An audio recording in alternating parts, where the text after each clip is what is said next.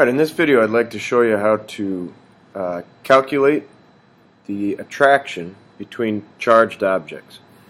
So imagine we have some positive object here, maybe it's a proton, and some negative object here, maybe it's an electron. How much force of attraction is there? We know that opposites attract, that positive things and negatives attract each other, but how much? And how do we know whether it is an attractive force or a repulsive force? Well, Coulomb's law,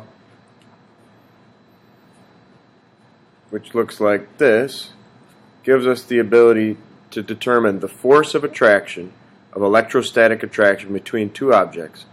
And this K value, just is a lot like Newton's law of universal gravitation. There's a constant, there are two quantities about the objects, and then there's the distance between them. However, the K value, the constant for the electrostatic attraction is, or electrostatic force, is much, much larger than the 6.67 times 10 to the negative 11th we saw for gravitation. Now the units for this would be Newton meters squared per Coulomb squared. That reminds us that this distance needs to be in meters, and that these Q's are charge, which is measured in coulombs. So we'll talk a little bit more about how to find charge later. For now, I'll point out that the charge of every electron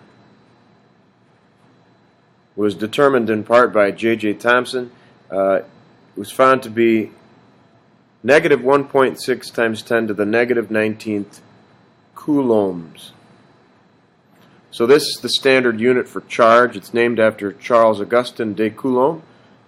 This is Coulomb's law.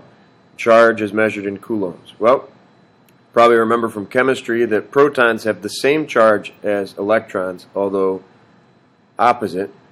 So this proton is 1.6 times 10 to the negative 19th coulombs. Electron negative, proton positive. Alright, well, if these things are some distance away from each other, let's call that distance, I don't know, 20 nanometers, 2 times 10 to the negative 10th meters. And so, using Coulomb's law, we just put in what we know. The electrostatic force, we have K. K is always 9 times 10 to the 9th. We have Q1. Now Q1 could be the charge of either one of these. It doesn't matter which one you put first. I'll put the proton's charge first, then the electron's charge, divided by the distance, 2 times 10 to the negative 10th, and remember to square that distance. Now at this point we use some of the strategies we learned with Newton's law of universal gravitation.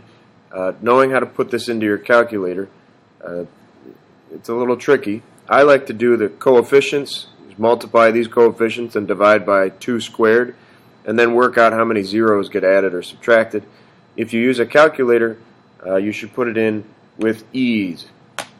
So, for instance, if I'm going to put this 9 times 10 to the 9th, I do 9e 9, and that E is found right here on a TI-84, right there.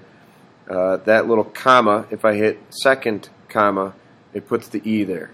And so that 9E9 means 9 times 10 to the 9th. So then I would multiply that out. I don't remember how many parentheses you need to use here, but it doesn't hurt to have a bunch of parentheses.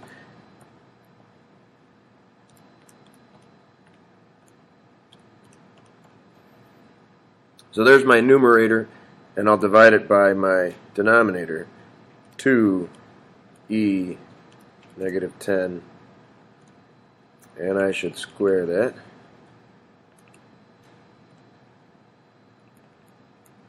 Once again, you probably don't need this many parentheses. I'm just paranoid about using parentheses. Alright, and that's what I get, negative 5.76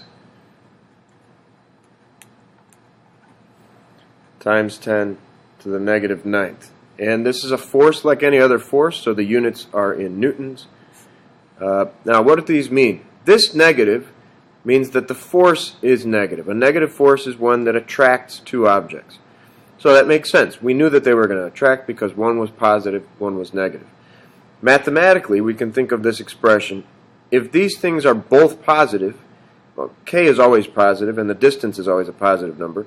So if these two are both positive, we have a positive force. Two protons would repel. Like charges repel. If they were both negative, two electrons, it would also repel. A negative times another negative would lead to a positive force. The only way you're going to get a negative force out of this is if just one of these charges is negative, and that's what we have here. So the only scenario for getting an attractive force between two electric charges is if one of them is negative. This negative here does not mean it's a negative number. That means it's a very small number. This means this is substantially less than 1 newton. This is close to 1/1000th of a newton. Now, the other way you might see Coulomb's law used is, let's say you have a more macroscopic object. Maybe you have a balloon. And this balloon has gained a whole bunch of electrons. There's so many billions and billions of electrons in ordinary objects, it wouldn't be just a single electron or a single proton.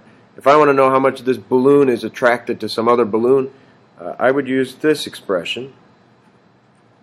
To find the Q, to find the charge that I would put into Coulomb's law here, maybe somebody tells me that this balloon was rubbed against their hair and it gains 50 billion electrons. Okay, well, this equation means that the charge something has is due to the number of electrons gained or lost, where E is the fundamental charge, or the charge of each electron. So if something gains 50 billion electrons, that'd be a lot of electrons, but actually that would be a reasonable number when you're charging up a balloon. So I want to know the charge, Q. N is 50 billion, so I would say 50 times 10 to the 9th electrons is N. Each electron has a charge of negative 1.6 times 10 to the negative 19th. And so I work out, whatever this is, 8 times 10 to the negative 9th. Now this is also a charge, and it's also measured in coulombs. So for ordinary objects where they may gain or lose lots and lots of electrons, you could find their charge with this equation. For small objects, like protons and electrons, or the nucleus of an atom and an electron orbiting the nucleus, we would use the numbers of fundamental charges here. But in every case, we're going to get a force measured in newtons.